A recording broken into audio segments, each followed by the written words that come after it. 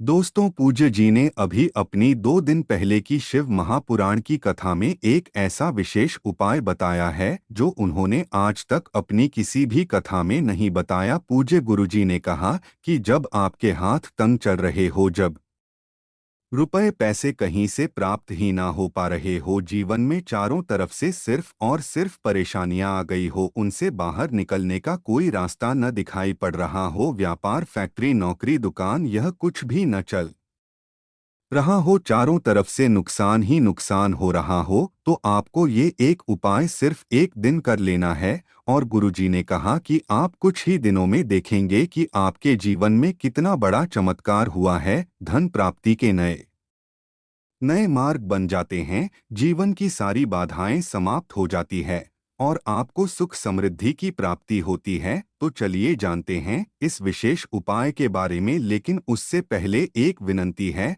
अगर आप चैनल पर नए हैं तो कृपया चैनल को सब्सक्राइब अवश्य कर ले जाएं। मां लक्ष्मी आपके इस वीडियो को जो भी लायक और चैनल को सब्सक्राइब करें, उसके जीवन में कभी भी धन की कमी न होने देना। मोक्षदा एकादशी इस साल की आखिरी और सबसे बड़ी एकादशी है। यह एकादशी शुक्रवार के दिन पड़ रही है, जिस वजह से इस दिन 3 बड़े योगों का निर्माण हो रहा है, जो कि है धन लगामे योग, अमृत सिद्धि योग और गजकेसरी योग। दोस्तों, इस बार इस दुर्लभ संयोग में ये अचूक उपाय आपको धनवान बनाने के साथ साथ आपके घर की सारी तकलीफों को भी दूर कर देगा। बस आपको सच्चे मन से मां लक्ष्मी का नाम लेते हुए इस उपाय को बिना बताए चुपचाप करना होगा ही। घर यानी किचन एक ऐसी जगह है जहां औरतें अपना सबसे ज्यादा वक्त बिताती हैं। वहां घर के लोगों के लिए खाना बनाती है और किचन की साफ सफाई का भी विशेष ध्यान रखती है, ताकि मां अन्नपूर्णा हमें अपनी कृपा बनाए रखें। औरतें हमेशा अपने किचन में अनाज और मसाले चुन चुन कर रखती है। कहते हैं कि किचन के डिब्बों में भरी हुई चीज घर की सुख समृद्धि का प्रतीक मानी जाती है। वहीं कुछ औरतें ऐसी भी होती है जो किचन का सामान खत्म होने के बाद ही दोबारा सामान मंगवाती है। जैसे नमक खत्म होगा तभी दूसरा नमक आएगा। लेकिन क्या आपको पता है कि ऐसा करने से आपको कितनी परेशानी का सामना करना पड़ सकता है? मान्यता है कि किचन में कुछ चीजों के खत्म होने से घर में नेगेटिविटी बढ़ती है, इसलिए कोशिश यही करना चाहिए कि उन चीज़ों के खत्म होने से पहले ही उन्हें मंगाकर डिब्बों में भर दें। न तो डिब्बे खाली रहेंगे और ना ही नेगेटिव एनर्जी किचन में या घर में आएगी। रसोई घर में 3 चीज कभी भी खत्म मत होने देना, वरना कंगाल हो जाओगे। कौन सी 3 चीज किचन में खत्म नहीं होनी चाहिए, यह जानने के लिए वीडियो को पूरा जरूर देखें। गुरु जी कहते हैं कि हमारे घर की किचन में रखी हुई कुछ चीजों के साथ हमारा भाग्य जुड़ा होता है। वास्तुशास्त्र के हिसाब से किचन में रखी कुछ खास चीजों को हमें किसी दूसरे को नहीं देना चाहिए और न ही इन्हें कभी पूरी तरह से खत्म होने देना चाहिए, क्योंकि ऐसा करने से घर में बरकत नहीं होती और कंगाली बढ़ने लगती है। लोग इन बातों को सदियों से मानते आ रहे हैं। वास्तुशास्त्र के हिसाब से घर में किचन की अहम भूमिका होती है। औरतों का ज्यादातर समय यही तो गुजारता है।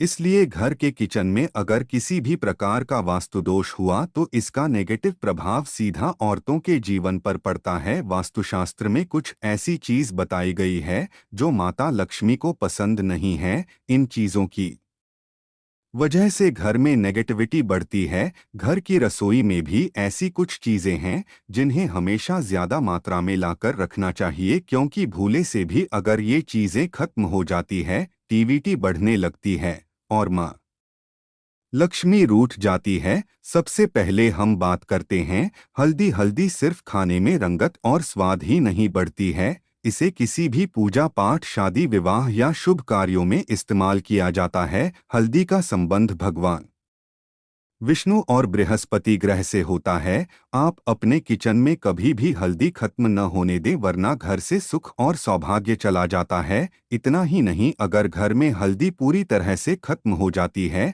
तो इसे गुरु दोष माना जाता है। गुरु दोष होने पर आपके पास धन की कमी होने लगती है। आपकी स्टडी, करियर, जॉब सभी में प्रॉब्लम बढ़ने लगती है। घर में हल्दी खत्म होना धन और वैभव की कमी के साथ ही शुभ कार्यों में बाधा को भी दर्शाता है।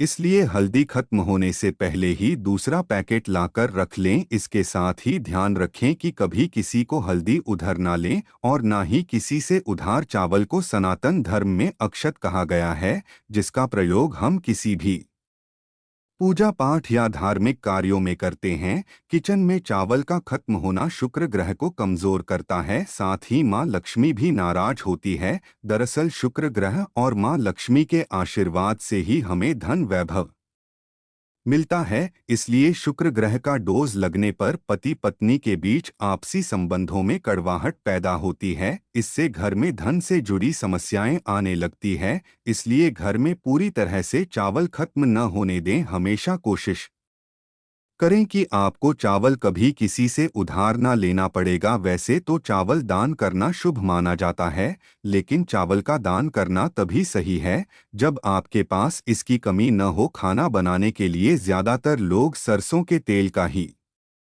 इस्तेमाल करते हैं। अक्सर लोग सरसों का तेल खत्म होने के बाद ही मार्केट से दूसरा तेल लाते हैं। ऐसा करने से बचें, क्योंकि घर में रखा सरसों का तेल शनि ग्रह से संबंधित माना जाता है। ऐसी मान्यता है कि घर के किचन में सरसों का तेल कभी खत्म नहीं होना चाहिए। ऐसा होने से आप शनि देव के क्रोध का शिकार हो सकते हैं। आप किचन में सरसों का तेल पूरी तरह से खत्म होने से पहले ही डिब्बे में नया तेल भरने का इंतजाम करें।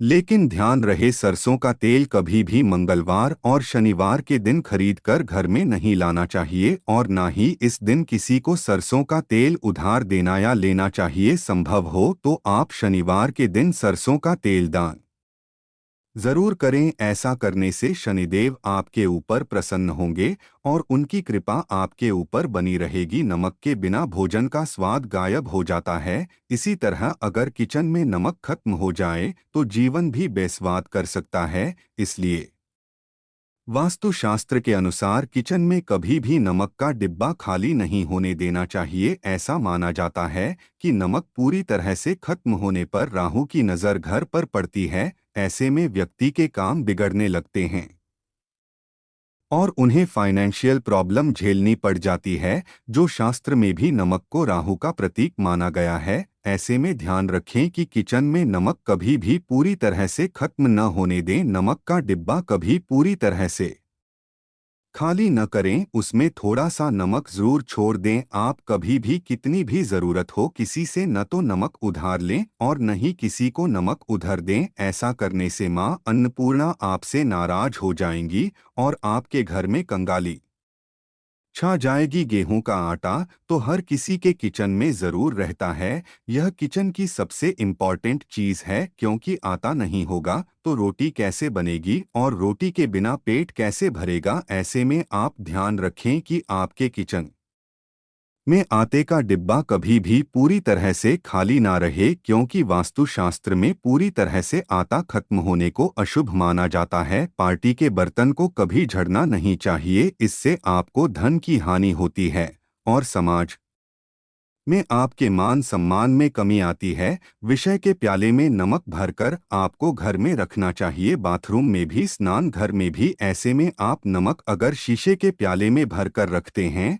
तो इससे भी आपके घर के वास्तु दोष दूर होते हैं, घर से नकारात्मक ऊर्जा दूर होती है। लेकिन ध्यान रखें, नमक को सिर्फ कांच के पात्र में रखने पर या बुरा असर नहीं देता और सीधे सीधे आपको किसी इंसान के हाथ में यह नहीं देना चाहिए। आप कभी भी किसी को नमक परोसते भी है तो चमचे लेकर परोसे हाथ से नहीं देना चाहिए। यह भी आपका भाग्य, आपका चंद्रमा दूसरे को देता है। आपके अंदर डिप्रेशन, नेगेटिविटी और कई तरह की समस्याएं पैदा कर सकता है। नमक का पैकेट भी किसी को नहीं देना चाहिए। यह नहीं कि नमक का पैकेट है तो चलो दे दो, व्यक्ति को कभी भी हाथ से हाथ में नमक नहीं देना चाहिए। इससे कहते हैं कि मनुष्य के संबंध भी खराब होते हैं। दोस्तों, नमक हमारे घर की सुरक्षा करता है। सिर्फ अंदर नहीं, अगर आप चाहे तो घर के मुख्य द्वार पर ढीली वाला जो नमक होता है, काला नमक, वह लाल रंग के कपड़े में बांध देना चाहिए। अगर आपके घर पर बहुत सारे शनि दोष है, राहु केतु के दोष है